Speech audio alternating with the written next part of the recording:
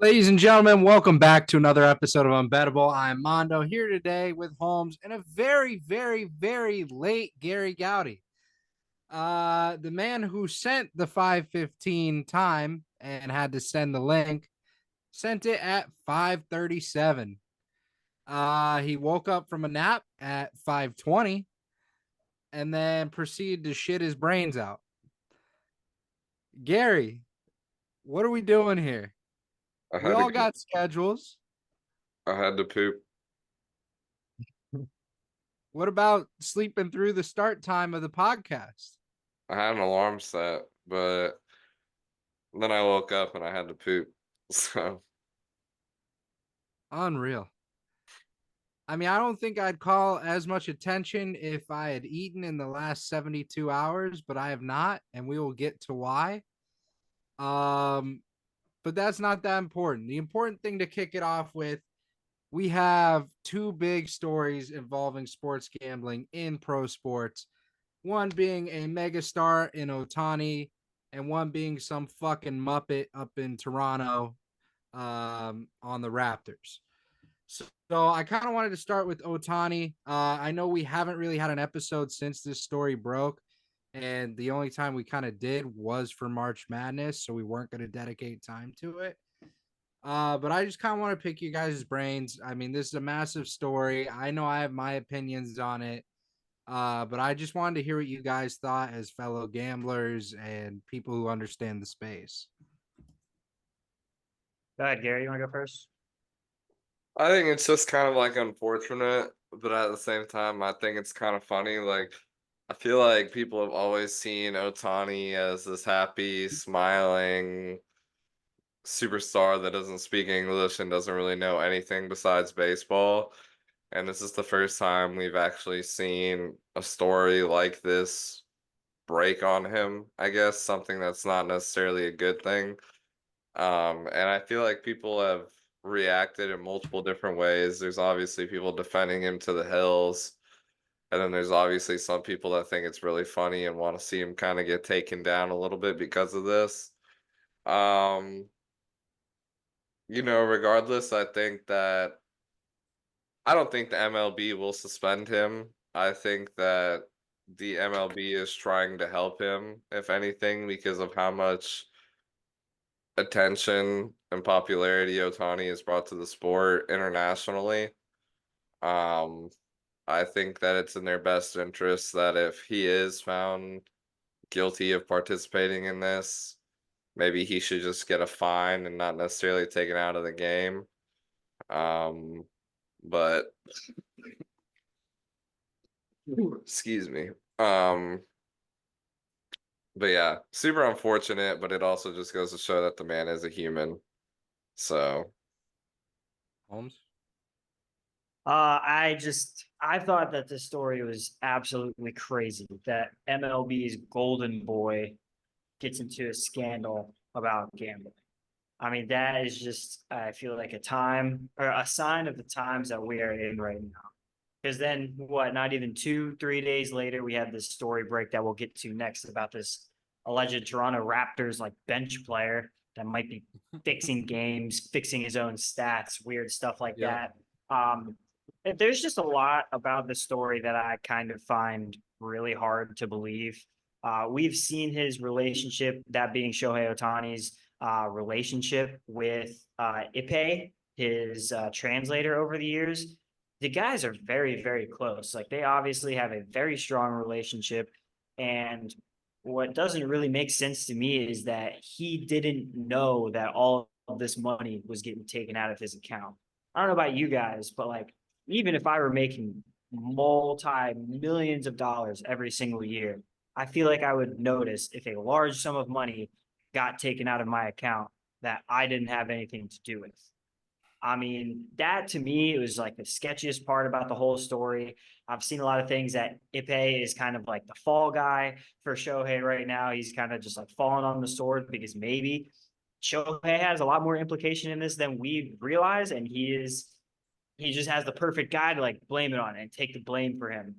So I think there's so much uncertainty right now that the statement that he read 2 days ago doesn't mean anything to me. That is something that any player ever would have done when they got into a scandal. It's the same thing that Alex Rodriguez did when he was getting busted for PEDs. It's just all of this stuff has happened before. So nothing that he read or sat there and said off of a piece of paper makes me feel like he's not as guilty as he could be in this. So I guess we're just gonna have to wait for more information to come out about this. But right now, it's kind of seems like Ipe is kind of taking the fall for this a little bit, and there's some sketchy activity going.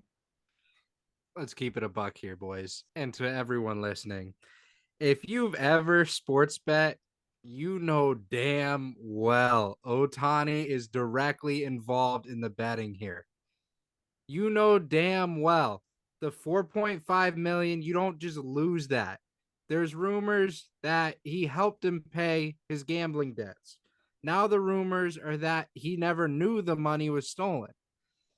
On top of that, you have bets being placed in with a bookie in Japan around Otani's hometown. Now, I'm not necessarily saying this is directly Otani in this instance, but they were bet on Otani's pitching performances and the overs on runs, the unders on innings, and these all cashed out. I'm not saying this is directly Otani because, he obviously has a large fan base in his hometown, but a $2 million bet being placed in his hometown is not likely to come from many people. So as I sit here and I watch this story continue to unfold, I just keep peeling back this onion of bullshit that the MLB, the Dodgers, and Otani himself are continuing to feed us. There's just absolutely no fucking way on the entire planet that Otani just doesn't know his money's gone, doesn't know it was for gambling. Like, that to me is absolute bullshit. You and your translator are the only two that can communicate together, right? Otani barely knows English. You guys become best friends at that point. Absolute, like the closest people ever. How do you not know that this motherfucker's gambling money? Not just money, but millions of fucking dollars. That just doesn't make sense to me. Doesn't make sense to a lot of people. And if you've gambled ever, you know that this story so far is a crock of shit and the truth hasn't even come close to being revealed. On the other side, there's a lot of shit being hidden about it. I agree. we have the NBA. Now, I just want to read this story about this absolute fucking moron that plays for the Toronto Raptors. His name is Jonte Porter. Now, this guy is an absolute irrelevant player, just absolutely just terrible. I could probably do better than him in the NBA, maybe. No, I definitely could. So let me just read this little section. In the game on January 26th against the LA Clippers, there was increased betting interest on the under for Porter props, which for the night were set around 5.5 points, 4.5 rebounds, and 1.5 assists. And there was also an over-under for Porter's made three-pointers, which was 0.5.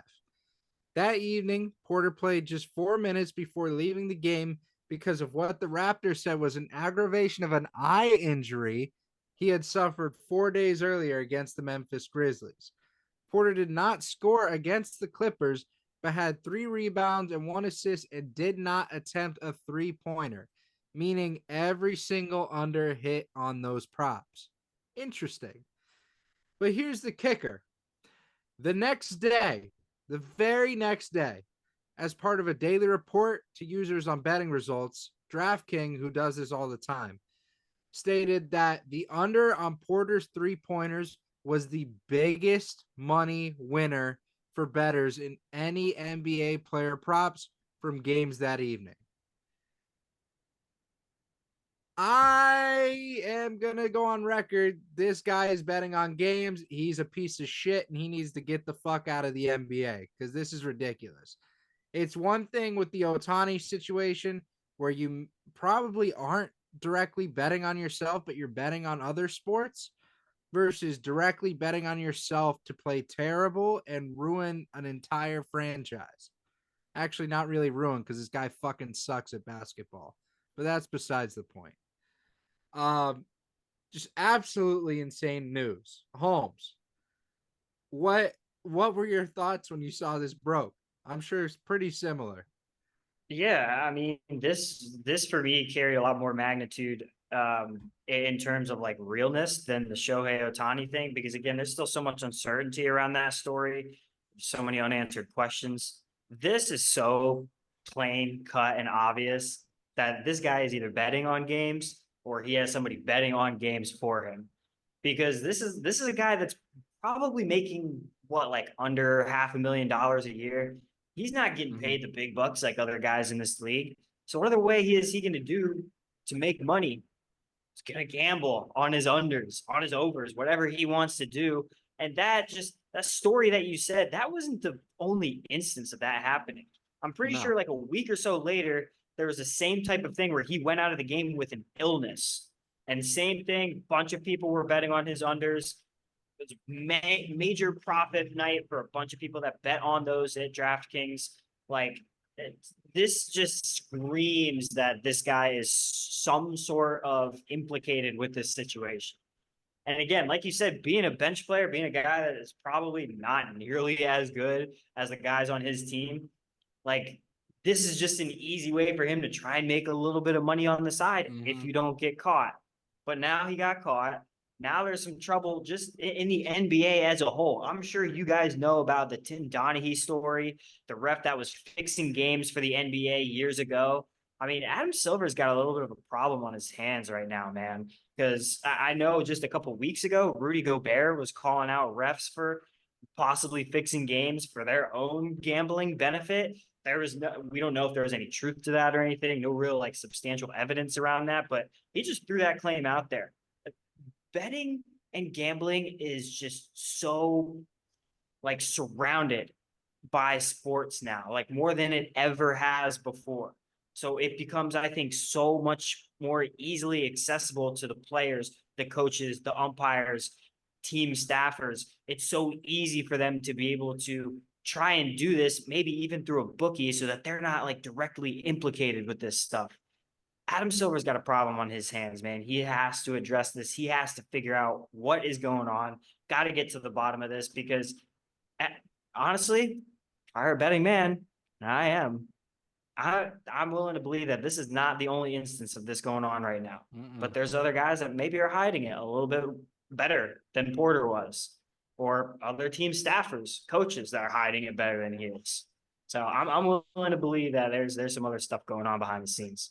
Just put it on one bet. Like, don't put it on all your unders. Like, I swear some of these players just actually don't have a brain. Just And don't like, think. if you wanted to fix something, like the made 3-pointers is so simple to fix. Yeah. But you add every single other under, like, dude, use your fucking head if you are gonna do this. Mhm. Like, now you look like a piece of shit and a moron. And like, that's worse than just getting straight up caught. Yeah, totally. Gary, you've been a little quiet down there. I was thinking about like, for example, like last night I went out to the bars, which is why I was taking a nap at 5 o'clock in the afternoon. Um, and it's just like I look around and everybody, like every guy, even some girls, are all on Hard Rock, like all betting on things. Everybody is doing it. And like I feel like this is one of those things that comes with the implication of a new sort of substance, like a new sort of way for people to like, you know, fuck around with their money. So like sports betting. Like, yes, sports betting has been around for a really long time, but it hasn't been as popular as it has been in, I would say, probably the last decade, I think, is whenever sports betting really took off. Um, so it's just like I doubt this is the first time this is not the first time we've seen a story like this, and it definitely won't be the last. I like Hart was saying, I wonder how many people are actually doing this because I doubt it's just these two that have gotten caught. But it also makes me wonder like how this will affect like just people betting in general. Like, because now you're thinking about it, you're like, like this could hit, but this person could be like trying to fix it. So it's super weird, and it just adds like another layer to the kind of obscenities around gambling in general.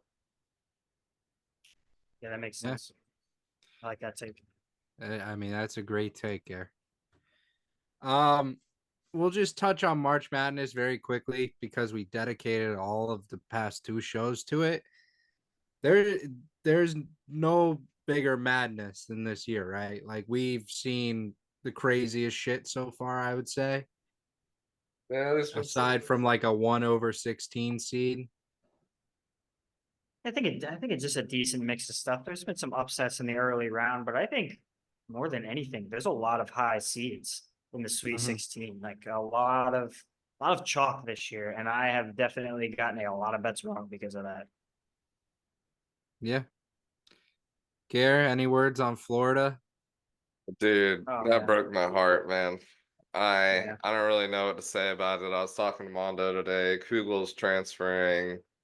Um, Honestly, he was a pretty big piece of the growth that Florida's kind of been experiencing these past couple of years. He's been Yeah. around for the ride. So is his dad. I don't know if you guys have seen those memes. But his dad is absolutely yoked. Um, and he literally, like, what's the name of the guy from Fantastic Four that's like a rock? Isn't it like Thing or The something? thing. The thing, yeah, Yeah, bro, he looks like the Thing. Like he's huge. yeah, Um, but yeah, it's pretty unfortunate. I had a lot of faith in Florida. Um, and it just kind of, I don't know. I don't know if I can say I'm surprised, but at the same time, I am surprised because, like, after everything we've done this year, I figured we would at least make it to the second round. But it is what it is. tough Yeah. shit. It was unfortunate, man. I mean, I don't usually end up going the ref show route, but holy shit, was that a ref show of a game? Yeah. I mean, even if you limit it down to one play, the final shot is a Push clear off. push off, pull up, very much illegal, very much not allowed, very much been called against us all year long. Um, so it's so frustrating sometimes. Being a Gator fan, you expect excellence of your school because you are literally good at everything. Like that is your track record. So when shit like this happens or a bad football season, your fan base just becomes distraught. I mean, Yeah, it's just tough to watch. I mean, you see it on the football field. Billy Napier, he's getting his head, called for, even after 1-2 seasons. It's tough to be a Gator fan when everyone just expects perfection. It's just not realistic, man. But I think we deserve to match up against Marquette in that next round. I damn sure think we did. yeah, definitely. And it's just beyond frustrating that we have to sit on the outside after scoring 102 points. I mean, that's unbelievable. It's pretty crazy. If That's a there's ridiculous score. Mhm. like with the coming of like AI and shit like that, there's been talks about implementing like, computers into the ref system. For example, with baseball. Baseball is the big one right now. With instead of having a human physical umpire, there would be um, essentially a computer tracking the strikes. And I think that I wouldn't personally like the implementation of an AI into baseball just because I think the umpire is kind of what makes the game the game. But if there's one sport that I wish we could implement it in, it's basketball. I feel Mhm. like basketball, there's so much shit going on at all times. And of course, the refs aren't going to see certain things, but they need to, because these big things that they see or they don't see kind of make or break the game. An example of this is perfect with the Florida Gators game that just went on. There was a full breakdown on Facebook. People are calling for these refs' heads, calling them out by their first and last names, which is kind of crazy. Um, But I know that's kind of like a tangent, but I wish that would be implemented into the basketball world because I'm tired of all these stupid ass fouls and bullshit. Yeah, I mean, it's not as crazy of a tangent as you think, Gare, because it kind of leads us into the next segment, being the NFL implementing a bunch of new rules, or at least implementing to the point where they need to vote on a bunch of new rules. And I am here today actually to tell you how this will directly impact betting and what you need to be on the lookout for this next season. Holmes, I don't know if you've also dove into this a little bit. But the first rule I wanted to talk about, obviously, being the kickoff. So as we see, there's a new kickoff format. You have essentially it's just a whole zone to make sure people are not just taking a touchback every single kick. So we are actually bringing up returning the kick once again. And the way it is set up is you have basically I don't even know how to explain it without showing the diagram.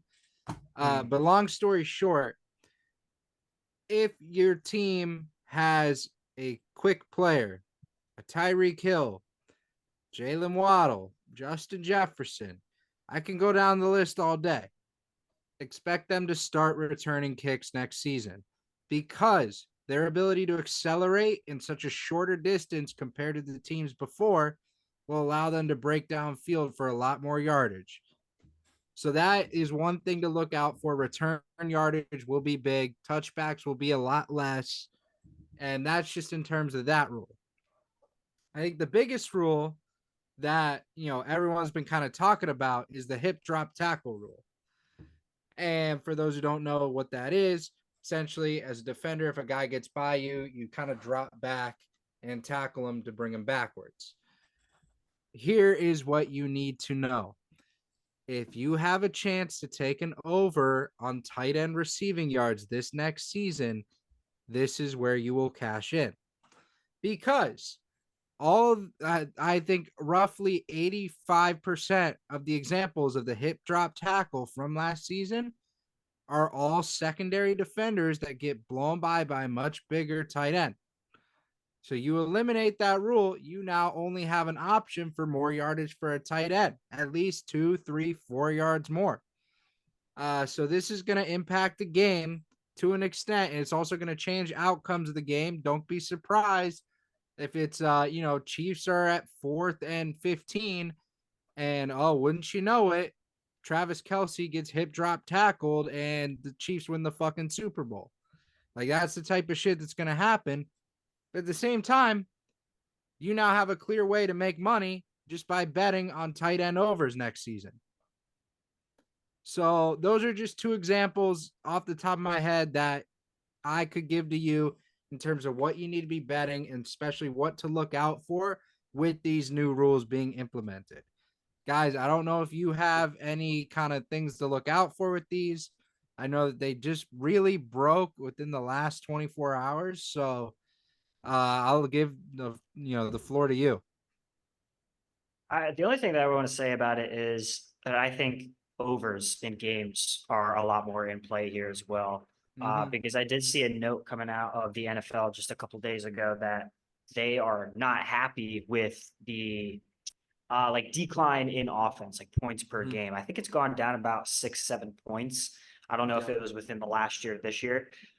So that is definitely something that the NFL wants to push. They want more offense. And with both of these rules, you can definitely see how that can directly affect overs. With this whole kickoff situation, I think if it's kicked into the end zone, then you automatically start like a 35-yard line or something like that. I don't know exactly what these rules are, but a lot of them for the kickoff that I've seen, and again, if you're returning kicks, you're just kind of setting your offense up in a better field position than you normally would be just taking a normal touchback, starting at the 20, starting at the 25, like they've been doing for years and years and years. So obviously right off the rip there, you're just getting better field position for your offense. More opportunity for them to go down. Even if they don't score a touchdown, get a couple good drives together, kick a field goal. That's points on the board right there. And then, like you said, with the hip drop tackle, I mean, there's just a couple things to watch out for with that. If they do the hip drop tackle, all these penalties are going to be called. 15 yards. That's a big gain for a team that is maybe trying to convert on a third or fourth down, and all of a sudden, boom, the drive gets extended. Just like that, they have new life, new opportunity to score. They're 15 yards further down the field. And now this also kind of limits the way that defenders are going to be able to tackle offensive players. Like you said, specifically tight ends. I think the more recent examples that we've seen of it have been happening to tight ends. Because these secondary players, like you said, they're just getting blown by these tight ends. The crossing routes, they're just not able to catch up. And the only way they can tackle from behind, grabbing them from behind, dropping their hip down, and landing right on their legs, right? Landing right on their ankles, producing a lot of severe injuries for some of these guys. So now defenders are going to just have to work on tackling a different way. And it's going to take some getting used to. They're not going to be able to figure this shit out in year one. I get it. I mean, training camp hasn't started yet, so there's a lot of opportunity for them to be able to work on it in OTAs and training camp and practices leading up to games. But again, year one with these rule changes, you can't expect them to know what they're doing going straight into it. So you're going to see more guys breaking tackles, breaking super long runs, super long catches. That's going to set up more and more offense, more and more points to be scored. So that's my take on it. I agree with you in terms of like tight ends specifically, definitely target some of those yards, but overs in games as well. The points are going to be, I think, a big point of emphasis for the NFL this year. Just more exciting for fans too. I think that's a big thing they want to see. Gary. I think it'll be interesting. I feel like the kickoff right now is like not something that really people keep their eyes on too heavily, just because the kicker usually goes yeah and then whatever commercial break. But now people will have their eyes on it. I like these rules also because they're not pussy rules. They're not something that are like emphasizing, oh, like be soft. Like I guess the hip drop one a little bit, but also that's just not the proper way to tackle somebody. So if you're having to hip drop somebody, you're just not better than that person. Um, so I think that the kickoff thing will be cool. I also am kind of worried about it because the most dangerous part of football is the kickoff. Just because people can get pissed off and just straight up run as fast as they can for as long as they can straight into you. So I feel like some of these big time receivers we could see potentially get injured in the kickoff. I hope not, but there's definitely a possibility now. Um, but I do hope it improves offense. I feel like this past season of the NFL was kind of boring when it came to that aspect, especially everybody that watched those prime games. Everybody knew those games were always super low scoring and they were never anything to look forward to. So hopefully this kind of changes the way some of these maybe like lower scoring teams perform. Love it. Very briefly, tomorrow, well, today, if you're watching this, is opening day of the MLB season. All I wanted to say is good luck to everyone this year. Good luck to all your teams, except if you're a Red Sox fan, you can go fuck yourself. But aside from that, we will be posting daily betting picks, just like every other time, at Unbettable on Twitter. I will have daily matchups, hitters, pitchers, overs, and games. You name it, I'm going to have it up there. I know Holmes is going to be betting a shit ton on it. Gary might be betting on it. We'll see. I think he is, but he comes and goes with it, and that's okay. But please, please, please, please, please go to the Twitter, follow it. Make sure you are tapped the fuck in on all these bangers coming out because we have been killing it. March Madness, we've been killing it. NBA, we've been killing it. NFL, we killed it. College football, we killed it. College baseball, Holmes is killing it. Might as well kill it in the fucking MLB too. So tap in at Unbettable on Twitter. And the final segment of the day, gentlemen. I know I briefly texted you guys about it. But I had this idea. Obviously, we know I'm a little on the heavier side. This is very fucking obvious, right? I had the idea of, starting to drop weight and maybe we could do some live dollar bets on it. each episode, where I'm at on the scale. Obviously, it would be between you two. And I probably shouldn't hear what they are, but we'll figure that out. But I haven't eaten in 72 hours. I took my beginning weight on Sunday night. I did a water fast to cleanse my system. So I'm actually, as of 9 minutes ago, I completed the fasting. So I need to go eat. But I figure this is something we could do, something that we could potentially drop. We'll talk a little bit more offline. Maybe it's something you guys want to follow along with too, because I want to be accountable. I want to be skinnier. I want to be healthier. I want to be around to, I guess, provide content for you guys for a long ass time. So I will just say the 72 hours has worked out very well so far. And we are good shit, kicking man. ass off the rip, but we will figure out a good segment for this. If you're comfortable with it, I think you should share those numbers because I was pretty impressed by it. So I think people will be too. Yeah, so I started off, and again, I know I'm big. You can't really use it against me. I really don't care. I make my own fat jokes. So whatever you want to do with it, doesn't matter. So I started off 367. That was Sunday night.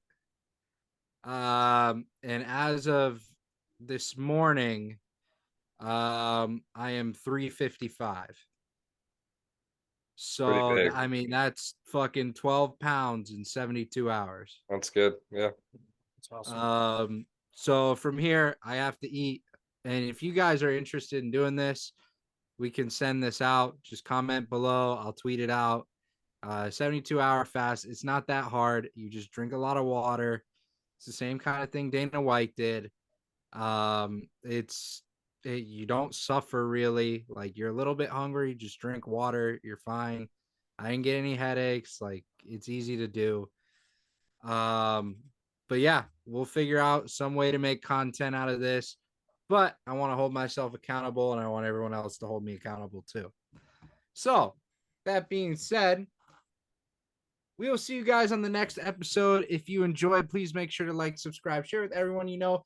Please follow the fucking Twitter for all the betting picks that we have. You will not be sorry, and you will be making money.